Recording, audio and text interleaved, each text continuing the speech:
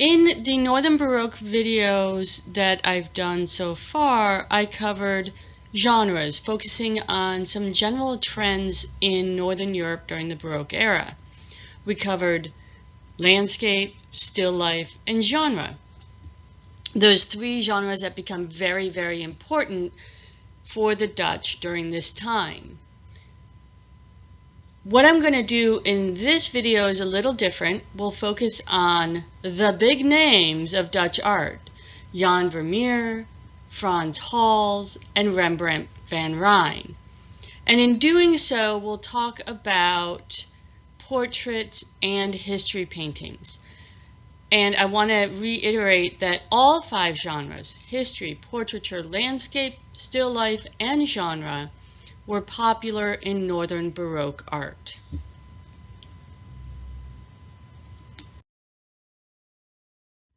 Let's start out with Jan Vermeer. I've already mentioned him and talked about him as a typical genre artist of the period, making prescriptive images of how a woman should or should not behave.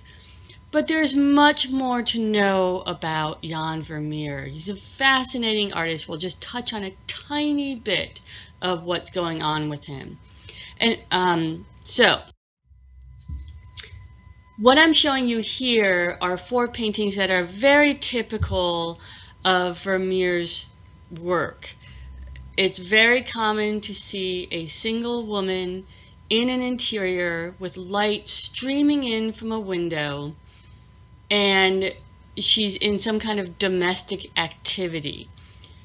Very often, whatever she's doing is reflected in the painting behind her. So, for instance, the woman playing the harpsichord, ooh, a musical instrument associated with lust, has an image of Cupid behind her. The woman who is weighing her jewels has an image of the Last Judgment behind her. So these might be really subtle prescriptive images as well, but that's not how many people talk about Vermeer. Instead, they talk about him as a painter of light, and he painted light beautifully. This is most likely because he used a certain device. And that device was called a camera obscura. Camera just means room, and the original camera obscuras were rooms that you had totally enclosed to create a dark space. Now, in that dark space, you have to have one hole that allows light from the exterior to come in.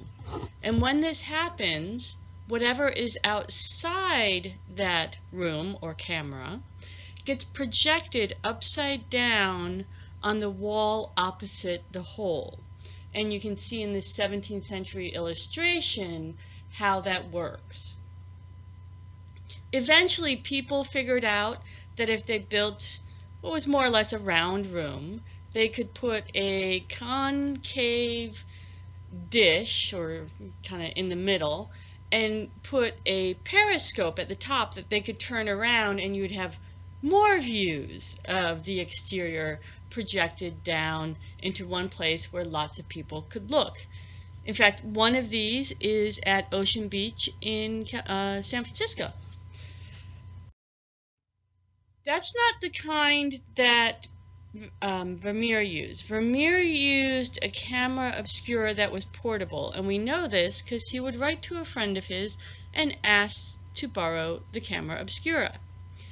So it would have looked more like this, except for one little thing they always leave out of these drawings because it doesn't work very well in a drawing, and that is you would have to put a big, really thick sort of hood over yourself to block the light from coming into that box, except for the one little pinhole of light coming through the lens. And if you ever go to a camera obscura and you experience the kind of light that streams in, one of the things you're going to see is these little specks of light. What I'm showing you here is image projected by a camera obscura, unfortunately, when you take a camera picture of an image projected by a camera obscura, you don't get the full effect. But you can see there that there's a piece of paper that was set down on the camera obscura because the people in Granada, Spain were super nice when they found out I was an art historian. And they let my husband draw or trace it using it the way Vermeer had done that. And that's the drawing that he made from this. So you can really block out the shapes and spaces really easily. But that's not what was most important for Vermeer using this camera obscura. More important was the light, because when light hits something and then reflects off of it, and that reflection is shown through a camera obscura, you get these big blotches of light. And if you look at the way he painted the velvet in this on the sleeve of this boy in a red hat, you see those big blotches of light. Or look at his lips. They get those really strong light reflections. That's what he gets from the camera obscura. He most likely used a camera obscura to paint the girl with the pearl earring. I don't want to talk too much about this painting because I love it. I absolutely adore it.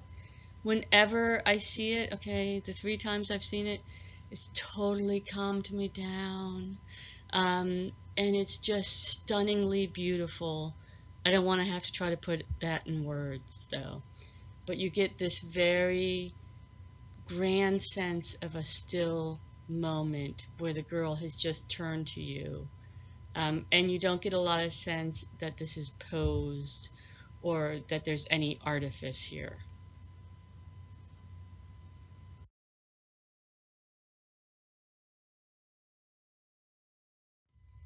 And when we discuss capturing a moment, we have to discuss Frans Hals.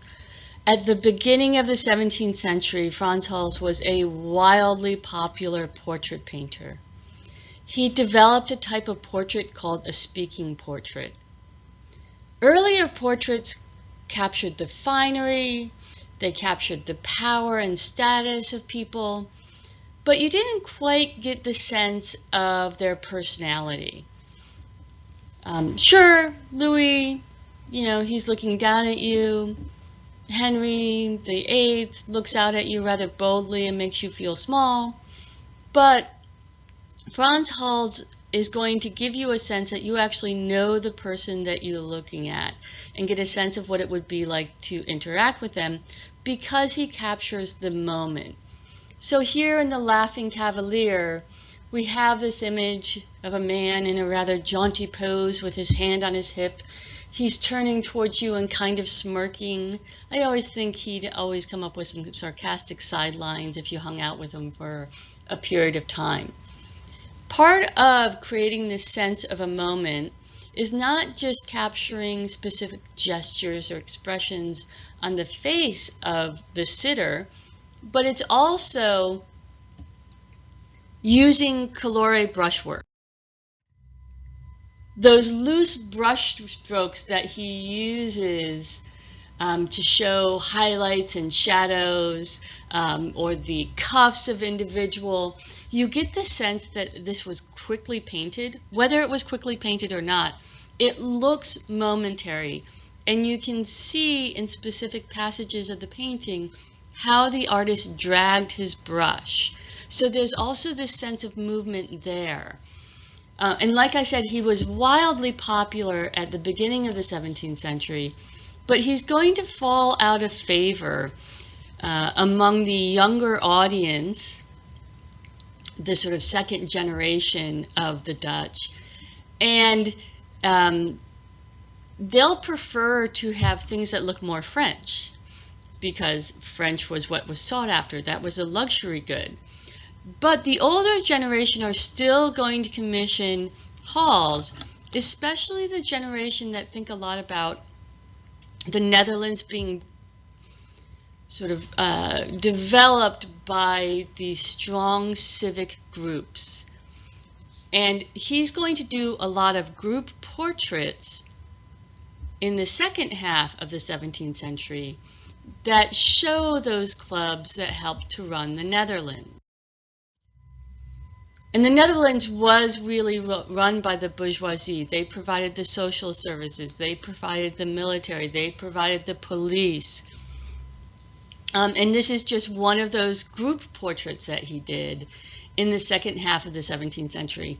I love his group portraits because you look at them and you really get a sense of the distinctive personalities in the group and probably have a sense of how the group ran. So when you look at the women regents of the Old Men's Home at Haarlem, you see a group of 5 women, and you know that each has a distinctive personality. You get a sense that the woman second from the left is not a very forceful personality. I always get the sense that she has a little trouble paying attention to things. She gets diverted pretty easily. Whereas the woman all the way to the right has a very forceful personality and is probably the person who makes the ultimate decisions in that group. And Hals does this not just with facial expressions or with poses, but also by the way he paints them. The woman who seems to be diverted easily is painted with very thin oils, whereas the woman who seems quite forceful has a lot of contrast between the white and the dark because he used thicker paint to create greater contrast. She's bold, she stands out, she engages your eye. And this is what he became known for.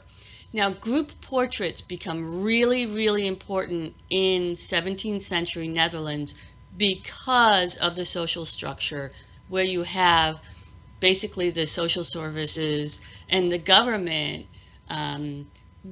sort of being served by these distinctive groups, like militia groups, like charity groups. This is also, the people who run orphanages will be clubs. And they're the ones who are really the main fabric of the society in the Netherlands.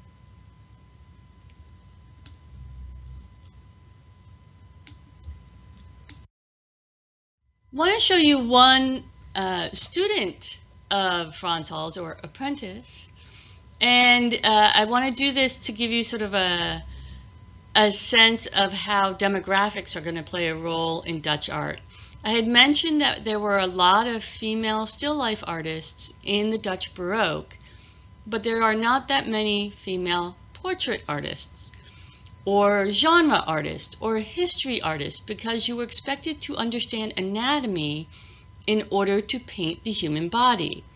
Now, one artist, though, who painted a lot of genre scenes was a student of Frans Hals, and that is Judith Leyster. Here's her self-portrait, and it's a classic speaking portrait. You get a sense that you've caught her in a moment. She is turning to look at you. There's loose brushwork on her clothing. You get this sort of facial expression. But she's not going to get a lot of portrait commissions. In fact, women in general weren't getting a lot of commissions where you went and you sought out a specific artist. Most of the portraits are going to be done by commission, right? You don't say, hey, I'm going to paint this random person and see if some other random person's going to buy it. They aren't sold on an open market. But Judith Leyster nonetheless studies with Frans Hals. Although she doesn't get a lot of portrait commissions, she takes what she's learned and used it to make genre paintings. And you can see she's painting a picture of a man playing a fiddle there. I love Leyster's The Proposition, this painting to the left, which shows a man offering a woman 3 gold coins while she is furiously doing her embroidery, doing her needlework. And I think it's interesting that there were so many brothel scenes, so many couples carousing or married companies where women are getting men drunk and presumably also sleeping with them, often shown stealing their money. And And Leicester seems, she did not paint that. That would have been socially unacceptable. But what she did paint was a man proposing that that happened. Those 3 gold coins are tied to a story about St. Nicholas, who was trying to help a man who had gone bankrupt and had to sell his 3 daughters into prostitution. So whenever you see 3 gold coins, you should think prostitution. It's just an age-old story. But she is being the good woman who stays at home, focusing on her needlework. There are some spectacular needlework samplers from the 17th century, or patterns as well. And one of the most common phrases for a girl to learn how to do needlework with was a pattern that said, "Idle hands do the devil's work." And whenever a woman was idle, not working, that was a time that she was supposed to take up her needlework so that she couldn't get into any other kind of trouble. Whereas there are loads of men who painted these brothel scenes, Judith Leicester seems to respond with this image of a woman who is not trying to tempt the man, who in fact would like the man to go away. So it's a nice little twist on a common subject matter.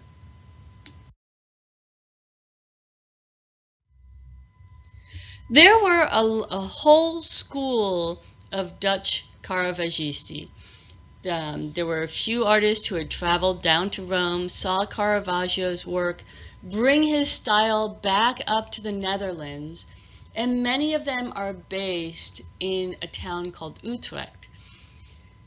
Here's one of them, Hendrik Terburgen, and you see his Calling of St. Matthew is pretty clearly based on Caravaggio's Calling of St. Matthew. That's why you have those weird hand gestures in there taken directly from the original, but he's put it at a different angle, and you get a real sense that Terburgen did not quite understand what Caravaggio was doing with that quotation of the Sistine ceiling. It's going to be lost on him, so he can play with the composition a bit more.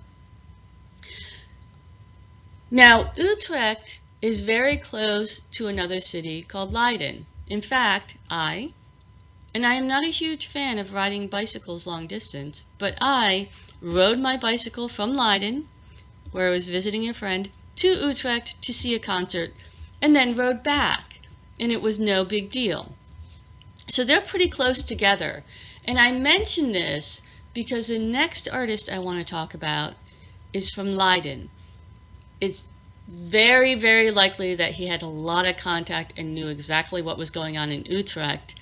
And it is from this Utrecht school of Caravagisti that he is going to learn a lot about Caravaggio's style.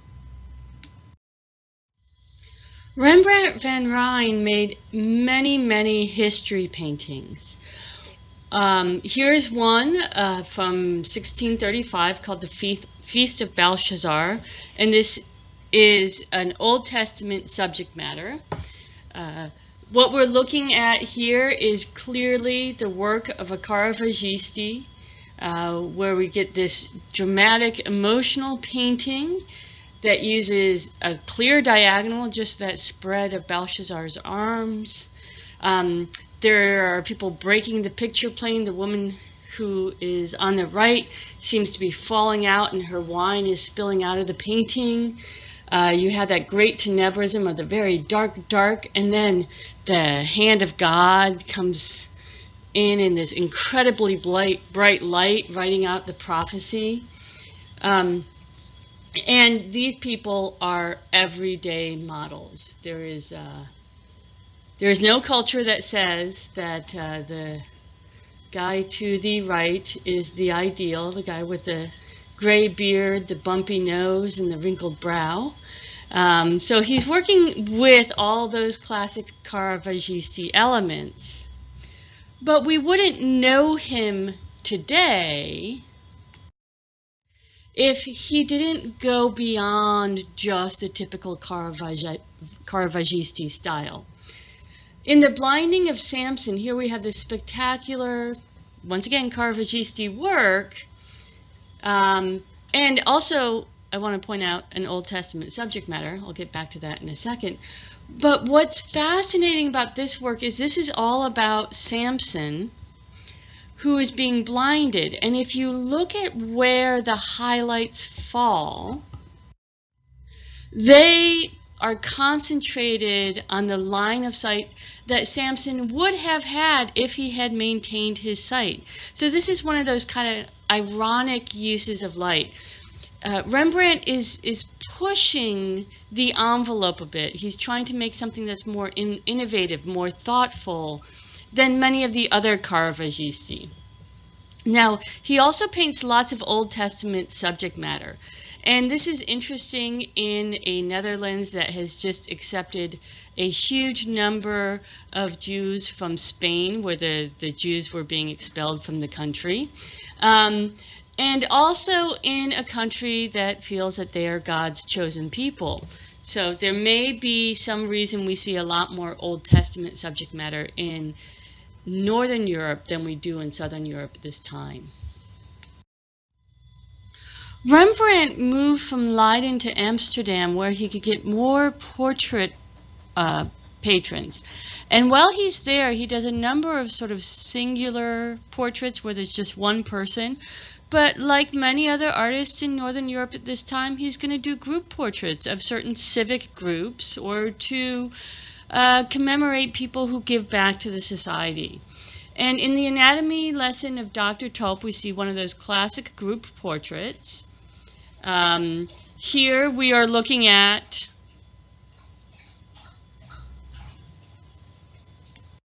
Dr. Tulp, who is performing an anatomy lesson. He's been hired to do so by two patrons who are helping to make sure that Amsterdam has enough trained doctors. So he's talking about the various muscles, tendons, ligaments, etc. in the arm. And whenever I look at this, I think this is a great group portrait, because as I look at the students, I start to think, who am I going to hire to do my carpal tunnel surgery when I finally need that? And I think, that guy. I want that guy. He is paying attention, he's looking closely, he understands. There's no way I'm hiring this guy. This is that confused look I sometimes get on my campus classes that tells me I need to explain that another way. This guy up here, he's watching, but he seems a little afraid, and you can go through and see the various responses of all these people in the classroom, or in this case, in the portrait. Rembrandt's best-known painting, the most famous portrait by Rembrandt by far, is one of his most innovative. That is the Night Watch, also known as the Militia Company of Franz Bonin-Koch. And what we're looking at here is, once again, a group portrait, but Rembrandt has pushed the envelope again and made it seem more like a genre or even a history scene. He's used all that drama that gets associated with Caravaggio, the light, the dark, that extreme tenebrism. There's loads of diagonal lines. And we get the sense that there's some heroic action about to happen, whereas what's really happening is these are men who are getting ready to go out and parole the streets in the evening to make a part of Amsterdam safe. So he makes this seem like a really wonderful dramatic work, and this was very well received. There are some stories about it not being well received and people being upset about where they showed up, but we know that they hung this prominently in their clubhouse, and when the club disbanded, this went to the City Hall of Amsterdam. So it was a very well received work. People admired it for a long time. To give you a sense of what's going on with this militia company, I just want to show you a short video that I really like that was produced when the Rijksmuseum reopened its doors after being closed for renovation for a while.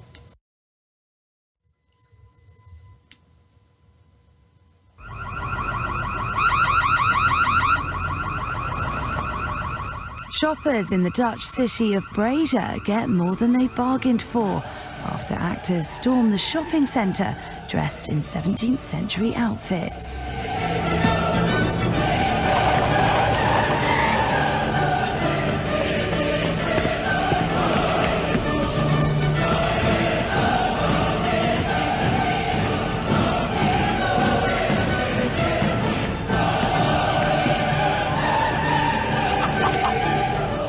Abseiling from ropes and jumping from balconies, the group was staging a reconstruction of Rembrandt's painting The Night Watch to promote the reopening of the Rijksmuseum.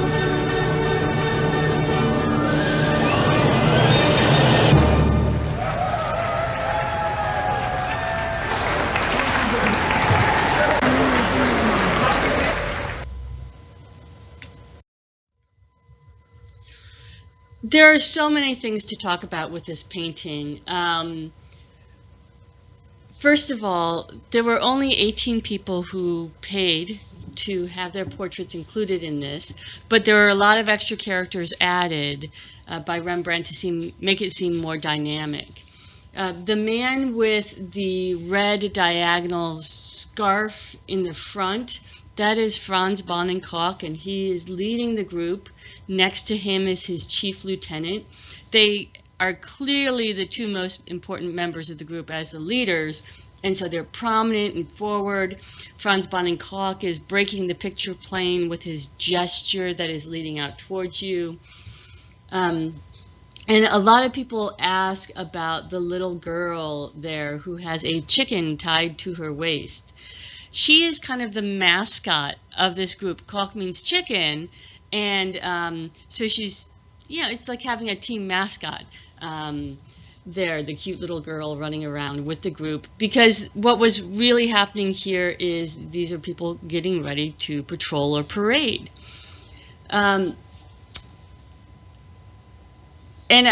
The purpose of the group, I think the video is really instructive in showing the purpose, because what we saw at the beginning there was a purse snatcher running around trying to evade the police. You get a sense of how these clubs were so important. This is not an organization that is being led by the government, but it's an organization that is helping to create a civil society in Northern Europe, and you really get a sense of how important the bourgeoisie in the Netherlands was because of works like this. Rembrandt did not just paint other people, he did over 60 portraits of himself. Some of them were prints, which is really odd to make self-portrait prints.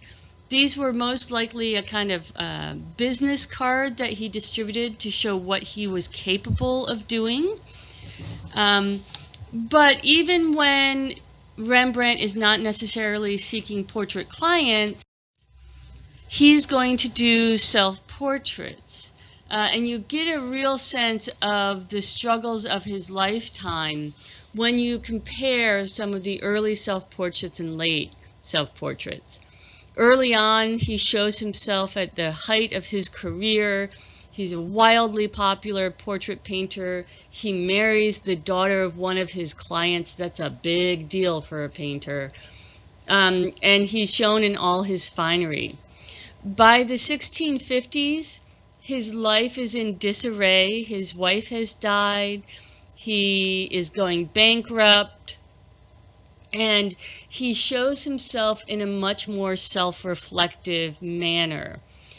There's more of a personal emotion to his later work, not just in self-portraits like this, but in works like The Return of the Prodigal Son, which are quiet and calm, as opposed to those big, bold Old Testament scenes he started out with. And I think one of the reasons that Rembrandt has remained popular for so long, he was popular in the 17th century, everyone knew about him in the 18th and the 19th and the 20th century. Here we are in the 21st century, and we still praise him.